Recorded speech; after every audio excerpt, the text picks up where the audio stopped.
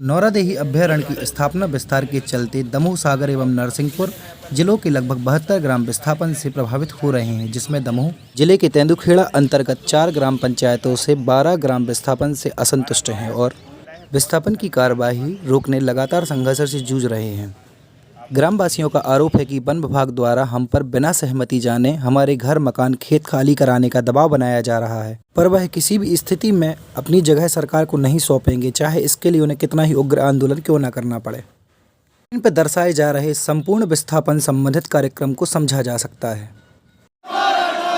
विस्थापन करना बंद करो, बंद करो, बंद करो। विस्थापन करना बंद करो, बंद करो, बंद करो। सतिया बाज दो, सतिया बाज दो।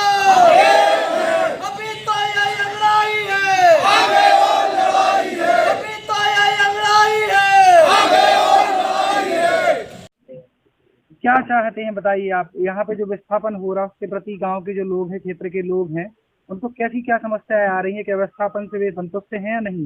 देखिए, पहली बात तो विस्थापन से कोई क्षेत्र का व्यक्ति संतुष्ट ही नहीं है। हम लोग विस्थापन को रोकने के लिए जो निरंतर हमारी 14 तारीख से जो रैली चल रही है, विस्थापन को रोकने के लिए हम लोग चाहते हैं तो पूरे 12 गांव ही नहीं, पूरा जितना क्षेत्र है सब लोग विस्थापन के खिलाफ हैं और शासन प्रशासन से मांग करते हैं कि विस्थापन की कार्यवाही को आप स्थगित करें, तुरंत वापस करें। हमारे जो क्षेत्रवासी, हमारे गांव के जो लोग परंपरागत रूप से अपने गांव में जो निवास करते आ रहे हैं, उन्हें निवास करने दिया जाए। किसी भी प्रकार के उनके रख रखाव की व्यवस्था से छेड़छाड़ न की जाए। प्रशासन ने कोई ऐसा स्थान अभी तक कराया है अलॉट जहाँ पे जा सकते हैं? नहीं, देखिए, प्रशासन तो कहीं नहीं करवा रहा है। जब विस्थापन जब से नीति बनी है, विस्थापन तो पुनर्वास नीति का ऐसा कोई विचार ही नहीं है। उसका तो विस्थापन कह रहा है कि 15 लाख रुपए आप लीजिए और जहां आपका मन हो, जहां आप जाना चाहते जा सकते हैं। जबकि ऐसा सुप्रीम कोर्ट के जजमेंट में ऐसा तो नहीं था कि पुनर्वास जो नीति थी कि पहले पुनर्वास फिर बाद में विस्थापन। जबकि हमारा कहना था ये विस्थापन किया जा रहा, पुनर्वास तो कहीं नहीं की जा रहा। ना सरकार हमें जमीन की व्यवस्था कर रही है, ना घर मकान की व्यवस्था कर रही है, ना शिक्षा की व्यवस्था कर रही है, ना रोजगार की व्यवस्था कर रही। तो हम अपने ऐसे भोला भाला क्षेत्र कहाँ छोड़ के कहाँ जाएंगे?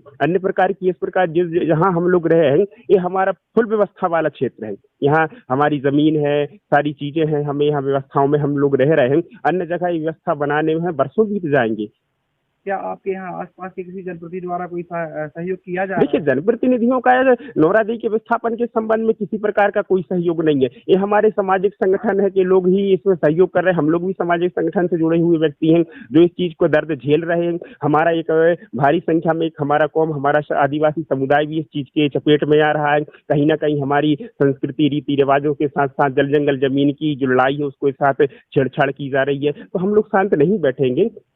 प्रशासन द्वारा कैसे कैसे दबाव डाले जा रहे हैं? देखिए, प्रशासन तो अनर्गल तरीके से कई प्रकार के दबाव डाल रही है। कहीं ना कहीं हमारे लोग को दबाया जा रहा है, उनकी आवाज को कुचला जा रहा है, उनके साथ किया जा रहा है कि भाई आप 15 लाख लीजिए, आप यहाँ से जाइए। लेकिन 15 लाख के छलावे में ना हम लोग अब आने वाले हैं, क्योंकि दर्द हम लोगों ने देखा। जो लोग विस्थापित हो गए, हमारे क्षेत्र छोड़ के अन्य जगह गए हैं, उनकी दुर्गति देखकर लगता है कि हम लोग कहीं नहीं जाने वाले। हम लोग परंपरागत रूप से क्षेत्र में थे, हैं और आगे भी रहेंगे। में जिन लोगों को विस्थापन हुआ है, जो लोग अपने क्षेत्र छोड़ के गए हैं, क्या उनको मुआवजा मिला है अभी तक? देखिए, मुआवजा तो मिला है, लेकिन कम से कम भैया 15 लाख में जाने से ना उनने घर मकान बनाया अपना ठीक से, ना उनके पास कोई रोजगार की व्यवस्था है, ना उनके पास जमीन की व्यवस्था है। आज उनकी बदहाल जिंदगी हो गई है। यहाँ पर जंगलों में निवास वो करते थे तो तेंदू है, पत्ता है, चार है, महुआ है, विभिन्न प्रकार के संसाधन की सुविधाएं उनके पास थी। अर्थव्यवस्था सुधारने की सुविधाएं उनके पास थी। जब उनके पास यही संसाधन नहीं रहेंगे तो वो करेंगे क्या?